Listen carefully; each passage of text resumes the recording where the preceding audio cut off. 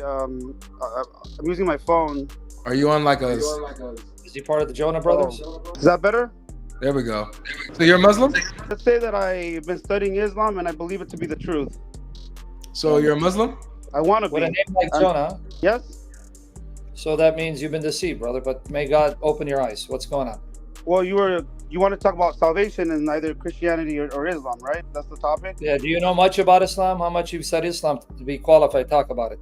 I read the Quran in its entirety and I read it daily, and I think that, yeah, I think I have. Okay. So what does the Quran teach about salvation if you read it daily? How much have you understood it?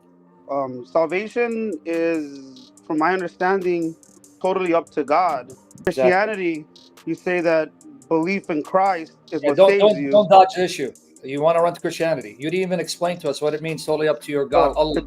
Excuse me, Mr. Hogan. You're right. Yeah. So explain what it means it's totally up to Allah, because you're going to end up affirming fatalism. This is what I want you to make your point, because I want to see how much you've studied this. According to my understanding, is everyone on Judgment Day is going to be weighed. Their deeds are going to be weighed. Their good deeds and their evil deeds. And that will determine whether you're saved. Your acts and your faith and your intent with those acts. You're incorrect, because you skipped the part that I mentioned if you were listening. Have you even read chapter 24, verse 21 of your Quran? Because you said, everyone heard you. You've read it all the way through. You read it daily. That means you're without excuse not to know what 24:21 says of your Quran. I'm no scholar or imam, sir. But okay, let me ask you another 24 question. is the chapter of light. And 21 is, I'm not sure exactly what verse that is. Could I ask you a question? Why is it you come up here to want to then debate, and then when I confront you with a challenge, you go, I'm no scholar. If you're not a scholar, then why are you trying to defend Islam? Why? You don't use that excuse. So let's stop the excuse. If you are going to join a call, that means you think you are qualified enough to defend Islam. So don't give that caveat, I'm not a scholar, when your religion gets decimated. Because I'm not a scholar, he's not a scholar. We don't use that as an excuse. But now we're going to show you 24:21 and see that you actually missed the point. 24:21. You want to show it? Yeah. Excuse me, yes, I'm listening. He's going to bring it up for you. All right, it says here in chapter 24, verse 21. It says, O ye who believe, follow not the footsteps of the devil, unto whomsoever follows the footsteps of the devil, lo, he commands the filthiness and wrong.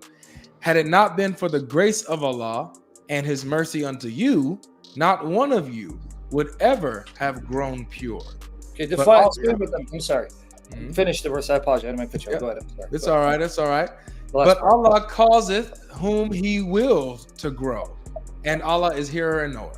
Okay, explain to me in the context of the Quran, what does it mean, had it not been for the grace of Allah and his mercy unto you, not one of you would ever have grown pure, but Allah causeth whom he will to grow. Do you understand what that means? Yes, it means that God alone is the one who decides who enters heaven, who becomes pure. Good. And how does he do that? Because you just affirmed Islamic predestination, which you didn't want to mention in the beginning. So how does he do that? How does he decide? What's the basis? The basis of his decision would be the soundness of the heart when somebody somebody stands before God on Judgment Day. No, you're wrong. No. It's based on predestination, qadr, taqdeer. Do you know what qadr and taqdeer are? Can you repeat that? I'm sorry? No, you're wrong there. Qadr and taqdeer. Do you know what qadr is? I do not. Do you know what taqdeer is? No, sir. It's the 6th article of faith according to Sunni Islam. It's the belief of predestination. So you're mistaken again, and I just gave Avery my article. What? The Quran and the Sunnah teaches that Allah has already determined beforehand whom he will create to go to paradise and whom he will create to go to hell. This is Sunni Islam. So you're mistaken. Now, if you have the article, you can open it so he doesn't think I'm exaggerating. So either you don't know this or you knew this. So did you know this? Did you know this is what Islam teaches or no? You go to You're saying there's no such thing as predestination. You want to bet? It's right in front of your eyes. It's according to the Quran and Sunnah. Why are you dare to speak? Do you know the Arabic language? I've only memorized the shortest chapters of the Quran, and I recite them every once in a while. Okay, so how dare you say there is no such thing as predestination when the terms are used? That's not what, sir. That's not what I said. I had said that excuse me, a little nervous. It's the first time actually discussing things. I don't want to be. It's not about right or wrong for me. It's about, if I could finish, like, I believe that God reveals himself to each individual differently depending on the purity of their heart. You know, like, I don't believe that I chose Islam. I believe God chose Islam for me. But that's As though predestination. he chose Christianity for you and your friend, God Logic. Like, Yeah. you know, based on his wisdom and knowledge that only he knows about Okay. you, who you Well, are, you and knew what this, you right? want out of life. But wait, so you knew this? Because you just admit you knew about Islamic predestination. Because notice what you just said. I want everyone to hear this. I'm glad they're hearing this. You just admit Allah decides when I become Christian, you become Muslim, right?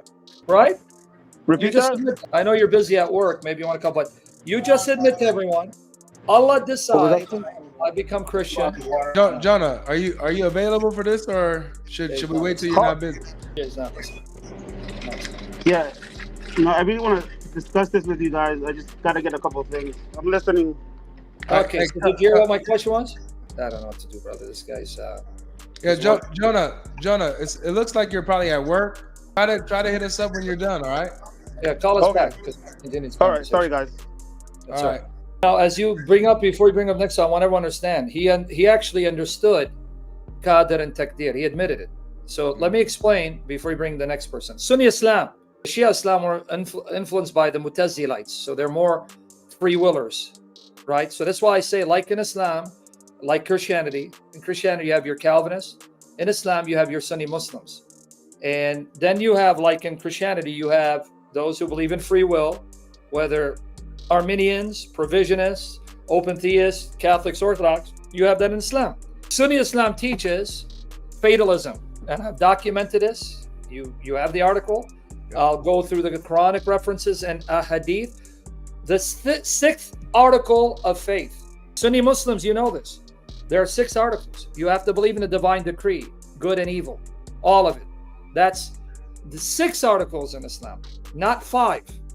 There are 6. The 6th article of faith is you must affirm Qadr, Taqdir, divine decree, good and evil, meaning you must believe Allah already preordained, predestined all the good and evil, everything taking place in creation. This is in Sunni Islam. Shia Islam is different. So I want the Muslims to come up here, if they're Sunni Muslims, to at least admit this is what their teaching is. That's the first part of salvation. According to Islam 24:21 and the context of the Quran and the sound traditions attributed to Muhammad, the mercy of Allah cashes out to this. Let me make the point quickly. Allah decides before creation, I'm going to create Avery for Jannah, or I'm going to create Avery for hell. So then he creates Avery.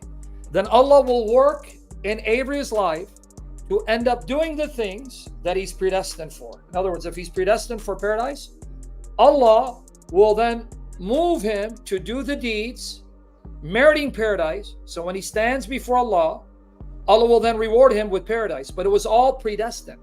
On the other hand, if Allah determined that Avery would be a denizen of hell, Allah will then work in Avery's life in such a way that he ends up doing the deeds worthy of hell, so that when Allah judges him, he will then condemn him for those actions, making him worthy of hellfire, even though Allah predestined him to do it. It's predestined.